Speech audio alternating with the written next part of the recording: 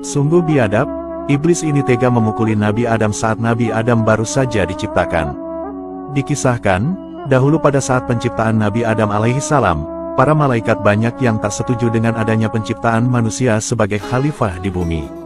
Namun, Allah Maha mengetahui, malaikat yang merasa lebih tahu dari Nabi Adam, lalu ditantang untuk menyebutkan nama benda-benda yang ada di langit dan bumi. Namun sayangnya, malaikat itu tidak mampu menyebutkannya. Selanjutnya, Nabi Adam diperintahkan untuk menyebutkan nama-nama benda itu semuanya. Alhasil, Nabi Adam mampu menyebutkannya karena sebelumnya telah diberi ilmu pengetahuan oleh Allah Subhanahu wa Ta'ala. Allah Subhanahu wa Ta'ala dahulu menciptakan Nabi Adam dari tanah liat. Lalu, diberilah bentuk pada tanah itu dengan kekuasaan Allah Subhanahu wa Ta'ala. Setelah itu, jasad Nabi Adam alaihissalam digeletakkan selama 40 malam.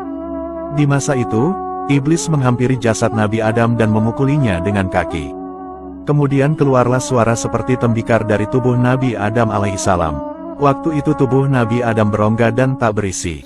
Kemudian, iblis masuk ke mulut dan keluar dari dubur Nabi Adam, lalu masuk melalui dubur dan keluar dari mulut lagi. Iblis kemudian berkata kepada para malaikat, "Janganlah kalian takut kepada makhluk ini, karena sesungguhnya Tuhan kalian maha perkasa, sedangkan makhluk ini berongga. Jika aku dapat menguasainya, niscaya dia benar-benar akan kubinasakan." Kemudian, tibalah saat peniupan roh Nabi Adam alaihissalam. Allah Subhanahu wa Ta'ala lalu memasukkan ruh Nabi Adam ke dalam jasad Nabi Adam dari atas kepala.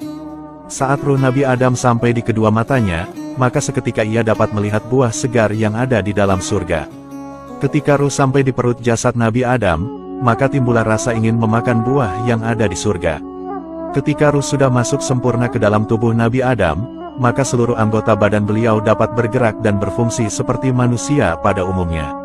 Setelah itu, Allah memberi perintah kepada para malaikat dan iblis untuk melakukan penghormatan sujud kepada Nabi Adam alaihissalam.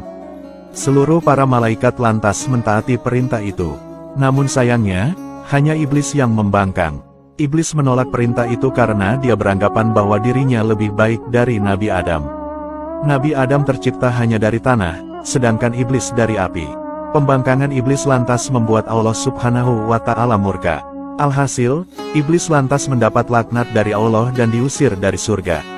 Keputusan ini tentu membuat iblis marah. Sebab, gara-gara Nabi Adam kini iblis harus terusir dari surga. Nabi Adam lantas Allah tempatkan di dalam surga yang indah dan penuh kenikmatan. Keseharian Nabi Adam di surga memakan waktu yang cukup lama. Hal ini lantas menyebabkan Nabi Adam bersedih karena merasa sangat kesepian.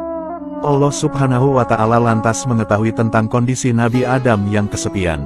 Kemudian, Allah Subhanahu wa Ta'ala menciptakan seorang wanita yang akan mendampingi Nabi Adam alaihissalam. Allah Subhanahu wa Ta'ala lalu menciptakan seorang wanita dari tulang rusuk Nabi Adam bagian kiri. Wanita itu lantas diberi nama Siti Hawa, yang mana beliau merupakan ibunya seluruh umat manusia.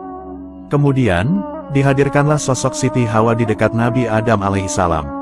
Ketika Nabi Adam pertama kalinya melihat Hawa, maka hatinya begitu bahagia dan senang sekali.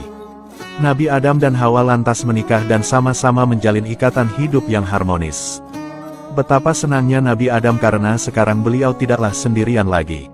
Nabi Adam dan Hawa akhirnya dapat hidup bahagia di surga bersama dan menikmati segala fasilitas yang ada di dalam surga. Meskipun Nabi Adam dan Hawa diberi kebebasan hidup di surga, tetapi mereka harus tunduk dan patuh terhadap peraturan perundang-undangan yang Allah berikan. Allah Subhanahu wa Ta'ala berfirman, "Wahai Adam, bertempat tinggallah kamu dan istrimu di surga. Serta, makanlah olehmu berdua buah-buahan di mana saja yang kamu sukai, dan janganlah kamu berdua mendekati pohon ini, lalu menjadilah kamu berdua termasuk orang-orang yang zalim." Quran Surat Al-A'raf ayat 19. Di dalam ayat tersebut, Allah Subhanahu wa Ta'ala menjelaskan bahwa ada satu pohon terlarang di surga yang tidak boleh mereka dekati apalagi dimakan. Buah itu adalah buah khuldi. Selama beberapa masa di dalam surga, Nabi Adam dan Hawa masih mampu dan patuh terhadap aturan yang ditetapkan Allah Subhanahu wa Ta'ala. Namun, iblis selalu memata-matai mereka. Iblis berusaha mencari tahu tentang apa kelemahan manusia. Kemudian, iblis berhasil mengetahui bahwa kelemahan manusia ada pada nafsunya. Iblis lantas berupaya membujuk Nabi Adam dan Hawa untuk memakan buah khuldi dengan segala cara. Buah huldi adalah buah yang rasanya paling nikmat di surga waktu itu, kelezatan buah di dunia, tidak ada yang bisa menandingi buah huldi. Iblis lantas merayu dan berkata kepada Nabi Adam alaihissalam, "Wahai Adam, maukah aku tunjukkan kepadamu pohon huldi dan kerajaan yang tidak akan binasa?" Iblis berupaya merayu Nabi Adam agar memakan buah huldi dengan iming-iming hidup kekal selamanya. Nabi Adam awalnya kurang percaya, tapi beliau lantas berpikir, apakah benar apa yang diucapkan iblis itu? Namun, akhirnya Nabi Adam mempercayai perkataan iblis. Nabi Adam alaihissalam lantas mendekati buah huldi untuk memetik buahnya lalu memakannya. Setelah mereka berdua memakan buah larangan itu, pakaian surga yang mereka pakai lantas menghilang. Nabi Adam dan Hawa langsung otomatis telanjang bulat. Mereka lantas sadar akan kesalahannya melanggar larangan Allah Subhanahu wa Ta'ala. Mereka kebingungan dan merasa malu dengan kondisinya. Setelah itu, Nabi Adam dan Hawa mencari dedaunan untuk menutupi aurat-aurat mereka yang telanjang. Iblis telah berhasil menghasut Nabi Adam dan Hawa hanya dengan embel-embel hidup kekal abadi. Ternyata Nabi Adam dan istrinya telah berani meninggalkan perintah Allah Subhanahu wa Ta'ala, dan lebih terpedaya dengan tipu daya iblis laknatullah. Allah Subhanahu wa Ta'ala pun mengetahui perbuatan Nabi Adam dan Hawa. Allah Subhanahu wa Ta'ala lalu berkata kepada mereka berdua, "Bukankah aku telah melarang kamu berdua dari pohon kayu itu dan aku katakan kepadamu, sesungguhnya syaitan itu adalah musuh yang nyata bagi kamu berdua." Quran Surat Al-A'raf ayat 22. Nabi Adam dan Hawa lantas menangis penuh malu dengan segala penyesalannya. Mereka memohon ampun kepada Allah Subhanahu wa Ta'ala atas dosa kesalahannya. Namun karena sudah takdir Allah, mereka berdua lantas harus diusir keluar dari surga untuk menjadi pemimpin kehidupan di bumi. Untuk kisah selanjutnya, tunggu di episode selanjutnya. Wallahu a'lamu bishawab.